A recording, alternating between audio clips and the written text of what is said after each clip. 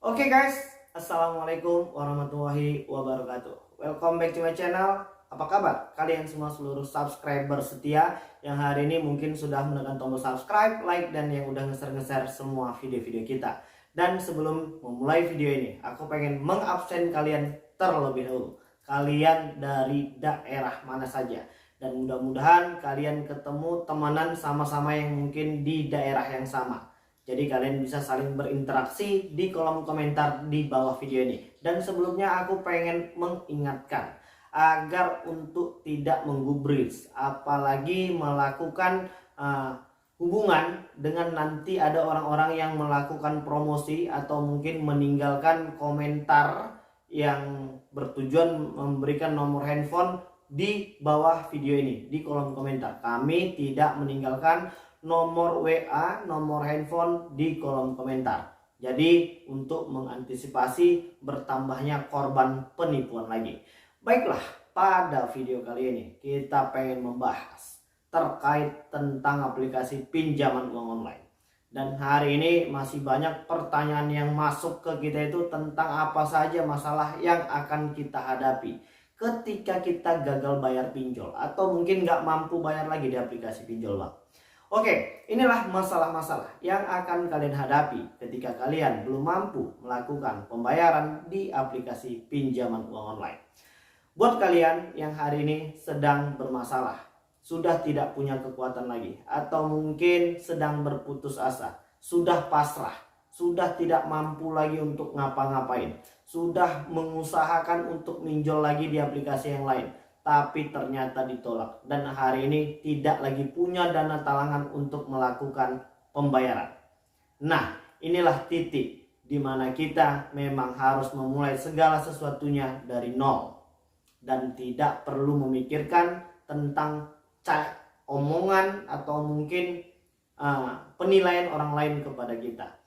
Dan untuk yang sudah dipermalukan, inilah kesempatan kita untuk menilai orang-orang yang ada di sekeliling kita.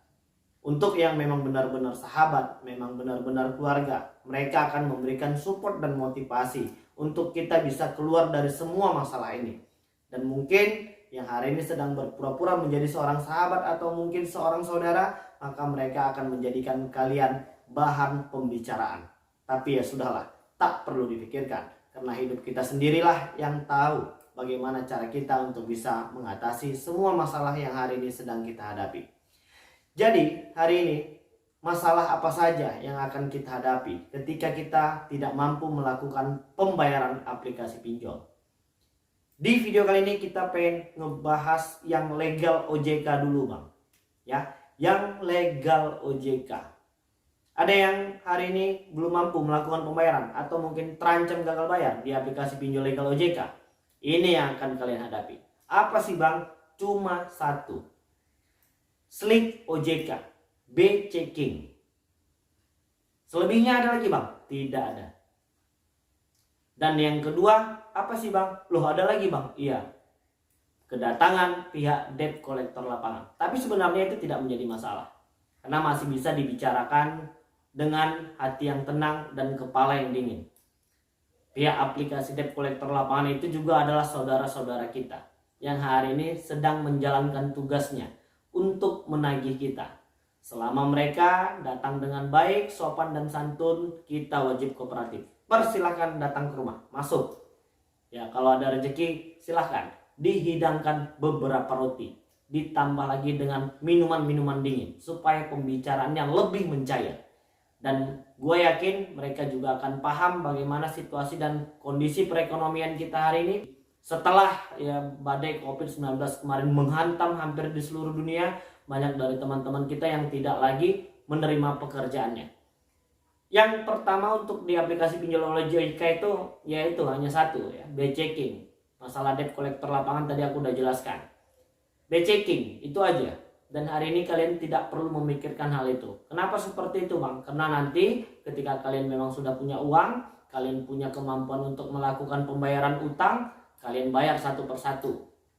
Dan nanti B checking kalian akan kembali bersih. Dan yang jelas untuk yang punya niat melakukan pembayaran, nomor handphone yang hari ini sedang kalian gunakan untuk melakukan pendaftaran, Jangan sampai hilang, karena itu merupakan salah satu kunci untuk bisa login kembali di aplikasi yang hari ini sedang kalian gunakan. Ya namanya rezeki kita nggak tahu, mungkin saja besok atau lusa ketiban rezeki runtuh yang lebih banyak. Jadi kita bisa membayar hutang dengan nomor handphone tersebut. Itu untuk aplikasi pinjol legal OJK, selebihnya tidak ada. Kalau yang ilegal bagaimana bang? Nah inilah masalah terpanjang dari aplikasi pinjol. Inilah masalah yang belum juga terselesaikan. Dan banyak dari masyarakat kita yang hari ini kurang bijak dan akhirnya menggunakan aplikasi-aplikasi pinjol ilegal. Kalau yang ilegal itu sudah pasti banyak rentetan-rentetan masalahnya. Tapi yang jelas kalau untuk aplikasi pinjol ilegal kalian tidak akan terkena slik B-checking. Kalian tidak akan terkena slik OJK. Wah lebih bagus dong. Iya, karena kalian tidak akan berurusan dengan catatan keuangan yang buruk. Kenapa seperti itu? Karena memang mereka ini tidak memiliki status yang jelas. Mereka itu mendirikan sebuah usaha tidak ada izinnya. Jadi mereka masuk ke dalam kategori ilegal yang hari ini tidak memberikan kontribusi apapun kepada pemerintah kita. Mereka tidak membayar pajak, mereka tidak taat, mereka tidak tunduk pada semua peraturan, dan banyak lagi. Jadi itulah salah satu keuntungan menggunakan aplikasi pinjol ilegal. Tapi resikonya apa lagi bang ketika kita menggunakan aplikasi pinjol ilegal? Salah satunya teror, intimidasi, dan ancaman sebar data. Kalau yang teror dan intimidasi itu bagaimana bang? Mereka akan kirimkan beberapa pesan-pesan, baik berupa fitnah, cacian, makian, kebohongan, dan itu segala macam. Mungkin sudah ada yang pernah merasakan dicaci maki sama aplikasi pinjol ilegal. Atau mungkin yang hari ini sudah pernah difitnah habis-habisan. Dikatakan maling, penggelapan, pencurian, pencucian, ini itu segala macam. Banyak banget ya yang mereka tuduhkan kepada kita hari ini. Ada lagi yang mereka menakut-nakuti akan membawa ke jalur hukum. Bagaimana mungkin mereka mau membawa kalian ke jalur hukum, sedangkan aplikasi pinjol ilegal itu tidak taat pada hukum, tidak taat pada peraturan. Jadi itu tidak ada. Ya, dan yang selanjutnya tentang mengedit-edit foto. Ada yang sudah merasakan hal yang seperti ini, fotonya diedit-edit, wajahnya diganti dengan foto-foto porno, dan akhirnya dituliskan nomor handphone dan nama kita di situ. Jadi makin ramai. Jadi sebenarnya kalau kalian bisa menanggapi ini dengan tenang, dengan dingin, dan tidak pusing-pusing, ini akan sebenarnya menjadi bahan lelucon, bukan menjadi salah satu faktor penyebab stres kalian. Dan yang selanjutnya, setelah kalian menggunakan aplikasi pinjol ilegal ini, apakah mereka punya debt collector lapangan bang? Itu hari ini pertanyaan yang paling banyak. Untuk aplikasi-aplikasi pinjol ilegal, itu mereka tidak punya debt collector lapangan. Sedangkan untuk aplikasi pinjol legal OJK itu hanya sepersekian persen yang mempunyai debt collector lapangan. Dan hari ini OJK sedang mewacanakan untuk tidak memperbolehkan semua aplikasi pinjol untuk menggunakan debt collector lapangan. Ayo mari kita dukung pihak OJK untuk melegalkan peraturan itu supaya kalian bisa lebih tenang. Jadi bagaimana bang kalau seandainya nanti aplikasi pinjol ini tidak punya debt collector lapangan? OJK sedang mewacanakan untuk debitur yang hari ini belum mampu melakukan pembayaran akan dikirimkan surat somasi, surat peringatan bahwasannya kita punya hutang. Ya sudah, tidak ada masalah. Ketika itu nanti Pak Pos mengantarkannya ke alamat yang hari ini sedang kalian daftarkan, terima saja, kalian baca apa isinya. Hanya bentuk peringatan. Jadi nanti kalau sudah ada uang, ya tinggal kita bayarkan. Jadi untuk aplikasi pinjol ilegal ini, ya mereka tidak punya aturan ya, tidak ada yang mengatur mereka. Mereka akan membuat peraturan-peraturan sendiri sesuai kemauan mereka. Mereka akan memfitnah dan mereka akan apalagi ya banyak. Dan ini sebenarnya kesalahan kita. Kita memberikan mereka peluang untuk melakukan itu. Kita kurang jeli memeriksa sesuatu yang hari ini sebenarnya penting. Coba kalian ingat ya, ketika kalian pertama kali mengunduh aplikasi tersebut atau mendownload aplikasi tersebut. Biasanya handphone kita akan mengingatkan bahwasannya aplikasi ini berbahaya. Itu yang pertama. Tapi kita masih terus meneruskan dan mengklik tombol OK. Dan yang kedua, pada saat kita sudah berhasil melakukan pengajuan, bakal ada pertanyaan di handphone kita, apakah aplikasi ini diperbolehkan untuk mengotorisasi kontak yang ada di handphone kita, tapi lagi-lagi kita perbolehkan. Nah, disitulah awal mula permasalahan aplikasi pinjol ini. Mereka mendapatkan semua data-data yang ada di handphone kita karena ketidaktahuan kita.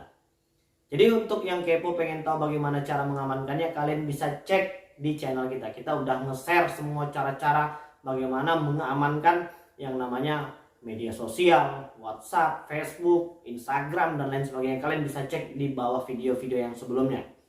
Yaitu tadilah beberapa ketidaktahuan kita yang akhirnya hari ini menjadi sebuah masalah.